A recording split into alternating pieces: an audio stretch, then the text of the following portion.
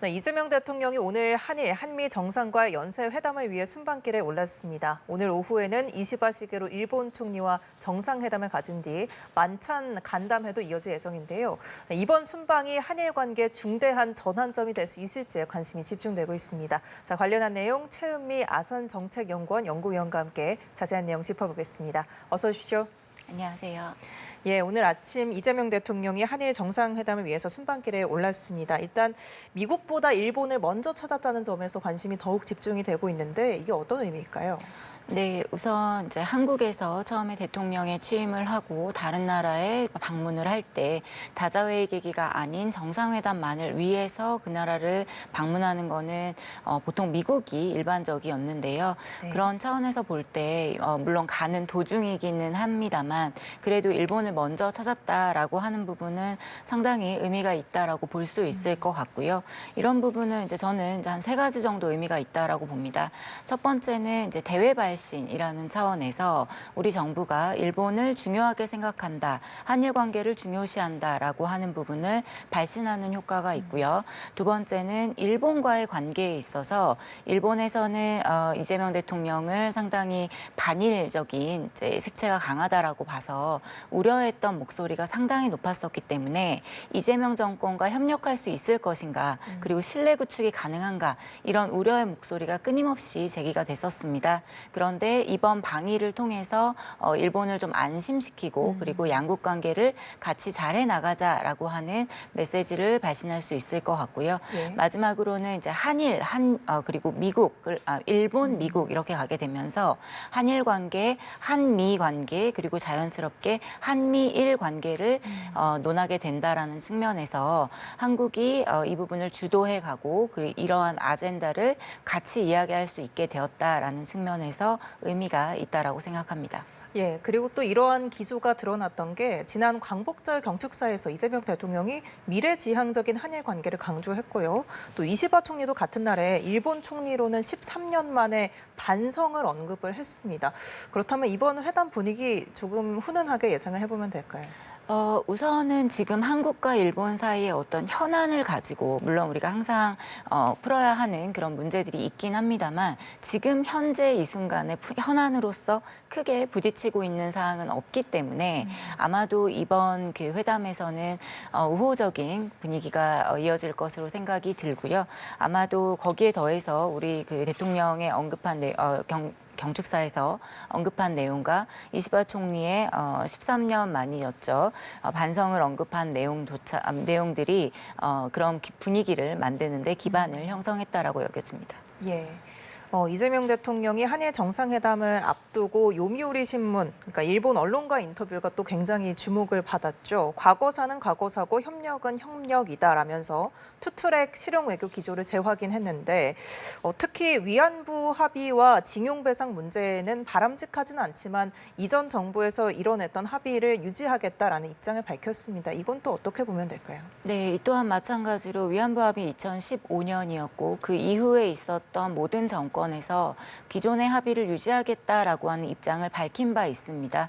여기에 이재명 정부에서도 기존 정부의 합의를 유지하겠다라는 것을 유지하겠다라는 것을 똑같이 이야기를 한 것이라고 여겨지고요.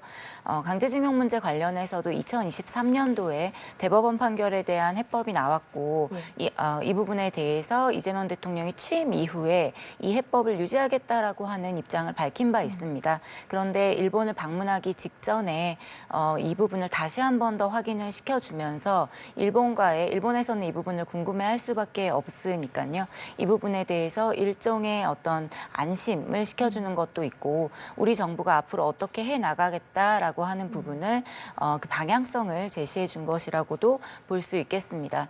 역시 국가와 국가 간의 관계라는 것을 생각을 할 때는 양자 간의 관계에 있어서 정책의 일관성, 방향성이라는 것도 중요하고 또 역시나 한일 관계가 국내 정치적으로 변화한 가운데 어떻게 진행이 될 것인가 하는 부분은 모든 국가들이 다 아마 주시해서 보고 있을 부분이라서 여기에 대한 발신 효과 그리고 미국을 또 우리가 바로 직후에 방문을 하기 때문에 미국에 대해서도 한일 관계의 안정화에 기반한 한미일 관계를 가져가고 싶다라고 하는 메시지를 발신하는 효과가 있을 거라고 생각합니다.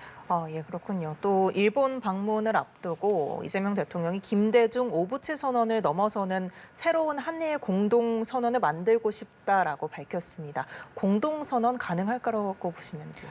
이번 회담에서는 역시 쉽지는 않을 것 같고요. 이에 대해서는 위성락 실장께서도 이번 선언에서 선언이 나오는 것은 어려울 거다라는 말씀을 하신 걸로 알고 있습니다. 네. 다만 이러한 그 선언의 필요성에 대한 공감대가 형성이 되고 또 이에 대해서 양국의 특히 이 부분은 정치적으로 좀 추진해 나가야 되는 부분이 있기 때문에 양국 정상 간에 이러한 합의에 도달해서 그 방향성으로 나아간다라고 하면 뭐 당장 이번 회담이 아니더라도 앞으로 2년, 3년을 걸쳐서 좋은 어떤 결과들이 나올 수 있을 것이라고 여겨집니다.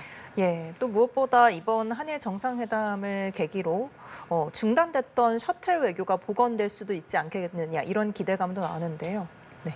네, 셔틀 외교는 사실은 이제 중단됐다라고 보기는 좀 어려울 것 같고요.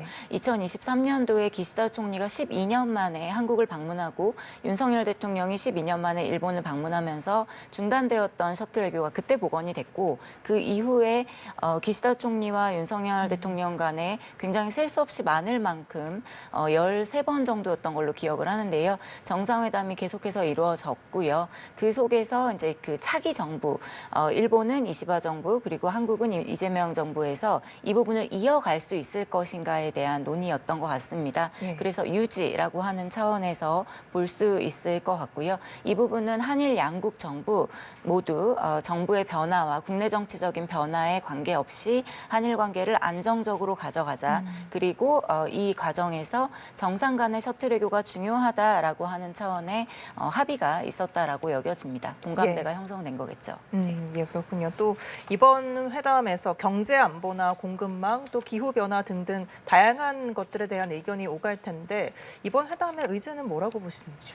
네, 우선은 우리 한국과 일본이 공통적으로 항상 가지고 있는 경제와 안보에 대한 이야기들이 나올 거라고 생각이 되고 요미우리 신문이랑 단독 인터뷰를 하고 난 이후에 일본의 각 언론사와 서면 인터뷰를 진행한 것으로 알고 있습니다. 거기에도 이제 거론이 됐던 내용들을 보면 저출산 고령화라든지 도심에 집중이 되어 있는 그런 이제 현상에 대해서 한국과 일본이 공통적으로 가지고 있는 문제이기 때문에 여기에 대해서 같이 이야기를 하고 싶다라고 했던 것으로 대통령 답변이 그렇게 나와 있습니다. 그래서 이러한 양국 간의 공통으로 가지고 있는 문제들 그리고 글로벌 과제들이 있겠죠. 기후 변화도 그렇고 그리고 요즘에 굉장히 많은 어떤 힘을 들이고 있는 과학 기술이라든지 AI 이런 분야에 있어서도 한일 간에 논의할 수 있는 부분들이 있다라고 여겨지고요. 특히 여기에 더해서 미국을 바로 직후에 방문하기 때문에 한미일 협력 차원에서 한일이 이야기할 수 있는 부분들, 특히 이제 관세에 대한 어떤 대응을 어떻게 할 것인가도 있을 것 같고요. 네. 예. 한국과 일본이 공유하는 문제를 아무래도 더욱 핵심적으로 다루지 않을까 싶습니다. 자, 특히 획기적인 경제 협력 관계를 이전보다는 더 발전시키겠다 이런 의지도 보였습니다. 일본이 주도하고 있는 환태평양 경제 동반자 협정 CPTPP에 가입도 시사를 했는데 이게 가능성이 있는 겁니까? CPTPP 가입 같은 경우에는 한국과 일본 모두 양국 경제계에서 이 부분에 대한 어떤 의지 그리고 바람을 좀 많이 보이고 있는 걸로 알고 있고요. 특히 일본에서 여기에 대해서 굉장히 강한 의지를 갖고 있는 걸로 알고 있습니다. 한국에서 CPTPP 가입이냐 혹은 한일 FTA 체결이냐 이 부분은 우리에게 어떤 게 더 득이 되는지는 따져봐야 될 것 같기는 하는데요. 전체적으로 봤을 때 한국과 일본 양자 간에 할 수 있는 부분도 있지만 또 이 부분의 범위를 확대해서 좀 더 글로벌한 차원에서 경제적인 어떤 안정화를 추진한다라는 차원에서 당장의 가입 여부를 논하는 것도 중요하지만 이 가입할 때 있어서 한국의 이점이 어떤 것인지를 조금 더 따져볼 필요가 있을 것 같습니다. 그러면 우리나라가 이 환태평양 경제 동반자 협정에 가입하는 것 자체가 어떤 의미를 갖고 있는 건지요?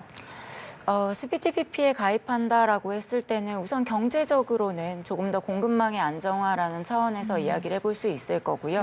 그리고 그 굉장히 높은 수준의 자율적인 자유무역 체제에서 서로 간의 거래를 하는 거기 때문에 교류를 하는 것이기 때문에 예. 여기에 대해서 한국이 갖고 있는 이점도 경제적인 차원에서는 굉장히 클 거라고 생각이 듭니다. 정치 외교적인 차원에서 본다라고 하면 이 부분은 사실은 이제 TPP라는 이름으로 해서 미국과 일본, 특히 이제 미국이 중심적으로 좀 됐었는데 미국이 빠지면서 CPTPP라는 이름이 됐고 그리고 이제 일본이 주도적으로 하고 있는 경제 협력체이죠. 예. 그러다 보니까 한일 간에 그리고 일본이 주도하는 협력체에 한국이 조금 더 협력하는 모습을 보여준다라고 하는 정치 외교적인 의미도 찾을 수 있을 것 같습니다. 예, 그렇군요. 또 한일 정상회담 뒤에는 한미 정상회담도 열릴 예정입니다. 이런 만큼 한미일 협력, 또 삼각 공조 강화 방안도 주요 의제로 다뤄질 거로 보이는데요. 네, 개인적인 바람이 있다면 이제 캠프 데이비드 이후에 한미일 3국 정상 간의 회담이 아직 개최되고 있지는 않은 상황이라서요. 이 부분이 조금 더 향후에 논의가 됐으면 좋겠고요. 여기에 더해서 한미일 협력은 역시나 안보와 경제에 대한 이야기가 많을 텐데요. 이 부분을 다루면서도 동시에 그간 좀 많이 이야기를 진전시키지 못했던 과학기술이나 혹은 이제 인적 교류 관련한 이야기도 조금 더 많이 다뤄졌으면 좋겠습니다. 예, 알겠습니다. 지금까지 이재명 대통령의 3박 6일 미일 순방이 시작된 것과 관련해서 최은미 아산정책연구원 연구위원과 함께 이야기 나눠봤습니다. 말씀 고맙습니다. 감사합니다.